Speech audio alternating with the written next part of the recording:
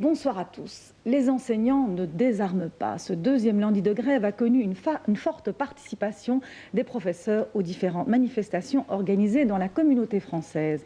À Bruxelles, les discours ont été particulièrement fermes, invitant les manifestants à transformer la fronde en raz-de-marée et à poursuivre la grève au finish. Les enseignants sont en état de légitime défense, ils ne céderont pas. C'est ce qu'on a pu entendre. Reportage d'Isabelle Eusen. Enseignants et étudiants avaient ressorti leur basket ce matin pour une nouvelle manifestation qui a été assez différente de celle de lundi dernier.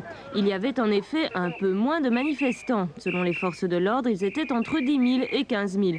Pourtant, les professeurs étaient plus nombreux, mais ce sont les élèves qui ont quelque peu fait défaut. Et ça, c'est dû aux examens qui approchent ou qui sont vraiment maintenant. Bon, il y a des étudiants en plein examen pour l'instant.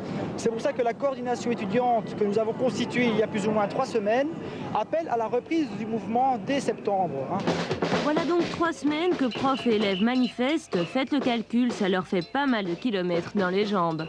Des kilomètres et des kilomètres, à n'en plus finir. J'en ferai autant et si pas plus, si ça pouvait vraiment aider. Mais déterminé, il le reste, comme cet enseignant portant une faux. Il est, dit-il, enseignant assassiné. Près de lui, le drapeau de la communauté française est troué en son centre. Pourtant, nous ne sommes pas en Roumanie, mais sur la place du Luxembourg, lieu de rassemblement de tous les cortèges. C'est là que de nombreux manifestants ont réclamé des actions au finish.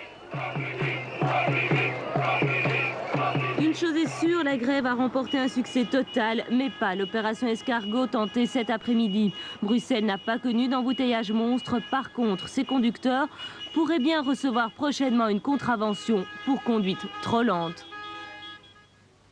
Comme vous avez pu le constater, la manifestation s'est déroulée dans le calme, mais selon la police, 10 personnes soupçonnées de vouloir semer le trouble ont été